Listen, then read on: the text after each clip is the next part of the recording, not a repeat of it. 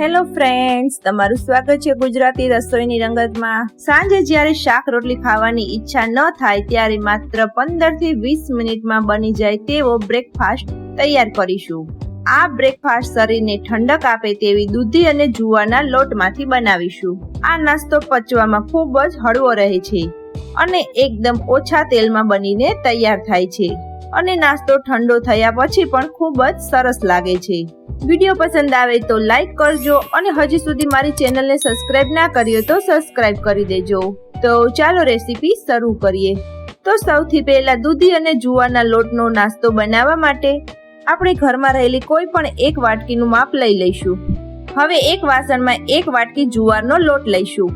જુવારનો લોટ પચવામાં ખૂબ જ હળવો હોય છે। હવે જે વાટકીથી આપણે જુવારનો લોટ લીધો હતો તે જ વાટકીથી એક વાટકી જેટલો ઝીણો રવો લઈશું। હવે બંને સરસ રીતે મિક્સ કરી લઈશું। રવો ઉમેરવાથી નાસ્તો બહારથી એકદમ સરસ ક્રિસ્પી બનશે। હવે જે વાટકીથી આપણે લોટ અને રવો લીધો હતો તે જ વાટકીથી એક વાટકી જેટલી છાશ ઉમેરીશું અને એકદમ સરસ રીતે બેટર બનાવી લઈશું। આ બેટર થોડુંક થીક રાખવાનું છે કારણ કે આપણે આમાં દૂધી ઉમેરવાની છે, તો દૂધીમાંથી પાણી રિલીઝ થશે એટલે બેટર થોડુંક ઢીલું થઈ જશે। એટલે પહેલા બેટરને થોડુંક થીક રાખવાનું, પછી જરૂર પડશે તો પાણી ઉમેરીશું। તો તમે જોઈ શકો છો કે મેં અહીંયા બેટર એકદમ સરસ રીતે બનાવી લીધું। આટલું બેટર થીક રાખવાનું છે। મેં અહીંયા ટોટલ 2 વાટકી જેટલી છાશ ઉમેરી। જો તમે દહીં ઉમેરતા હોય તો 1 વાટકી દહીં અને 1 વાટકી પાણી પણ ઉમેરી શકો છો। હવે આ બેટરને 5 થી 10 મિનિટનો રેસ્ટ આપીશું જેથી રવો એકદમ સરસ રીતે ફૂલી જાય। હવે મેં અહીંયા વજનમાં 300 ગ્રામ જેટલી દૂધી લીધી છે।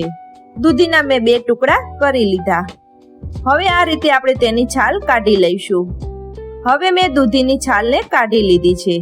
દૂધીને આપણે પહેલા ચાખી લઈશું। ઘણીવાર દૂધી કડવી હોય છે। જો દૂધી કડવી હશે તો તમારો નાસ્તો બધો ખરાબ થશે, એટલે દૂધીને ઉપયોગમાં લેતા પહેલા તેને ચાખી લેવી ખૂબ જ જરૂરી છે। હવે આપણે એક ડીશ રાખીશું અને મોટા કાણાવાળી ખમણી લઈશું અને દૂધીને એકદમ સરસ રીતે ખમણી લઈશું। ખમણી હંમેશા મોટા કાણાવાળી હોય તેવી જ લેવાની છે।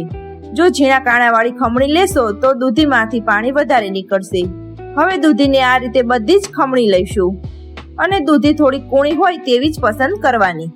તો જુઓ, દૂધીનું ખમણ એકદમ સરસ રીતે તૈયાર કરી લીધું છે। હવે આપણે જે વાટકીનું માપ લીધું હતું તે 2 વાટકી જેટલું ખમણ તૈયાર થયું છે। નાસ્તામાં દૂધીનું પ્રમાણ થોડું વધારે હશે તો નાસ્તો ખાવાની ખૂબ મજા આવશે, જેથી નાસ્તો અંદરથી એકદમ ટેસ્ટી અને અંદરથી સરસ સોફ્ટ બનશે। દૂધી આપણા પેટને ઠંડક પણ આપે છે અને દૂધી ખાવાથી શરીરમાં ઘણા બધા ફાયદાઓ પણ થાય છે। જો તમને દૂધીનું શાક ના ભાવતું હોય તો આ રીતે દૂધીના નાસ્તા બનાવીને પણ ખાઈ શકો છો। હવે આપણે જે લોટ અને રવો પલાળીને રાખ્યો હતો તે એકદમ સરસ રીતે પલળી ગયો છે। હવે આપણે જે દૂધીનું ખમણ કરીને રાખ્યું હતું તે આ બેટરમાં ઉમેરી દઈશું। દૂધીની ખમણને તરત જ લોટમાં મિક્સ કરી દેવાનું। જો વધારે સમય સુધી ખમણ રાખી મૂકશો તો તે કાળું પડવા લાગશે, એટલે ખમણીને તરત જ લોટમાં મિક્સ કરી દેવાનું। હવે આ બધું સરસ રીતે મિક્સ કરી લઈશું। હવે અડધી વાટકી જેટલા ઝીણા સમારેલા ધાણા ઉમેરીશું। મેં અહીંયા ધાણાનું પ્રમાણ થોડુંક વધારે રાખ્યું છે। જો તમને ઓછા પસંદ હોય તો થોડાક ઓછા પણ ઉમેરી શકો છો, અને જો તમને ડુંગળી પસંદ હોય તો ઝીણી સમારેલી 1 નંગ ડુંગળી પણ ઉમેરી શકો છો। હવે 1 ચમચી જેટલું લાલ મરચું પાવડર ઉમેરીશું અને અડધી ચમચી જેટલો હળદર પાવડર, અને હવે 1 ચમચી જેટલું ધાણા જીરું પાવડર। હવે 1 ચમચી જેટલું આખું જીરું ઉમેરીશું અને અડધી ચમચી જેટલો અજમો આ રીતે હાથમાં મસળીને ઉમેરી દઈશું। તેનો સ્વાદ નાસ્તામાં ખૂબ સરસ આવશે। હવે 2 ચપટી જેટલી હિંગ ઉમેરીશું અને 1 મોટી ચમચી જેટલા સફેદ કાચા તલ ઉમેરીશું। હવે નાસ્તો ઠંડો થયા પછી પણ એકદમ સરસ સોફ્ટ રહે તેના માટે 1 ચમચી જેટલું તેલ ઉમેરીશું અને બધું સરસ રીતે મિક્સ કરી લેવાનું છે।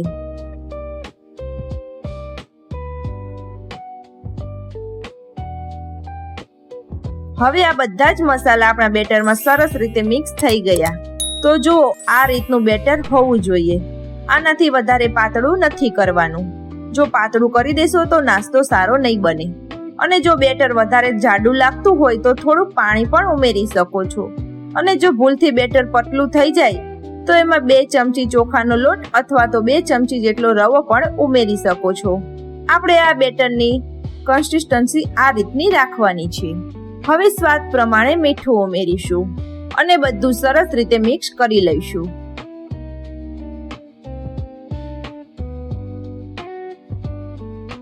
તો આપણું બેટર એકદમ સરસ કમ્પ્લીટ તૈયાર થઈ ગયું છે. હવે આ બેટરમાંથી હું અડધું બેટર બીજા બાઉલમાં લઈ લઉં છું અને અડધું બેટર અત્યારે રહેવા દઉં છું. જેટલો નાસ્તો બનાવવો હોય તેટલું જ બેટર બાઉલમાં લેવાનું છે. તો મેં અડધું બેટર બાઉલમાં લઈ લીધું. હવે આમાં 2 ચપટી જેટલો ખાવાનો સોડા ઉમેરીશું. જો તમે ઈનો વાપરતા હોય તો 1 ચમચી જેટલો ઈનો પણ ઉમેરી શકો છો. અને સોડાને એક્ટિવ કરવા માટે ઉપરથી 1 ચમચી જેટલું પાણી ઉમેરીશું અને બધું સરસ રીતે મિક્સ કરી લઈશું.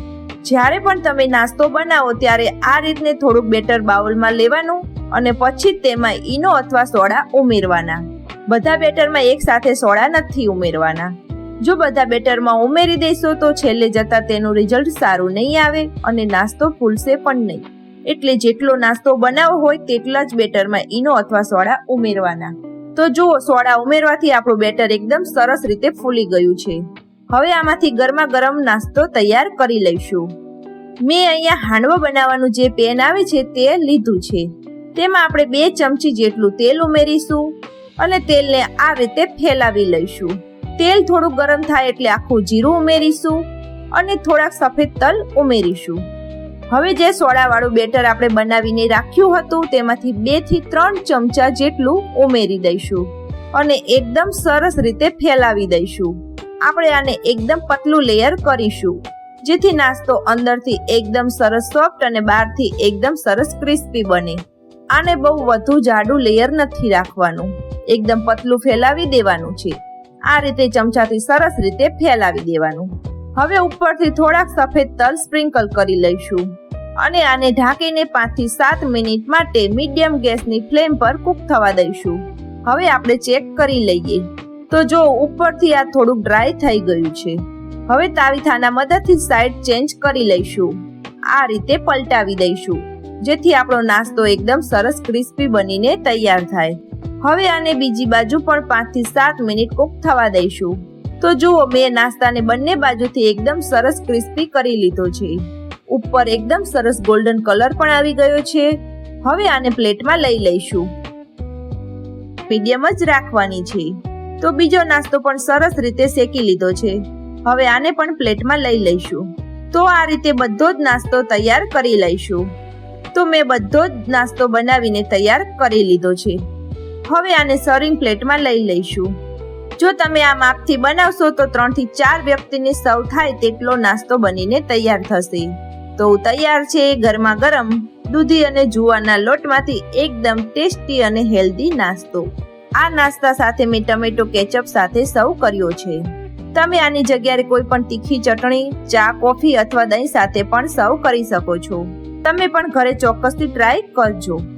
તમને આજની મારી રેસીપી કેવી લાગી તે કોમેન્ટમાં જરૂરથી જણાવજો અને હજી સુધી મારી ચેનલને સબસ્ક્રાઇબ ના કરી હોય તો સબસ્ક્રાઇબ કરી દેજો. બાજુમાં રહેલું બેલ આઇકન દબાવી દેજો. તો ફરી મળીએ એક નવી રેસીપી સાથે. ત્યાં સુધી બાય બાય. જય શ્રી કૃષ્ણ. જય માતાજી.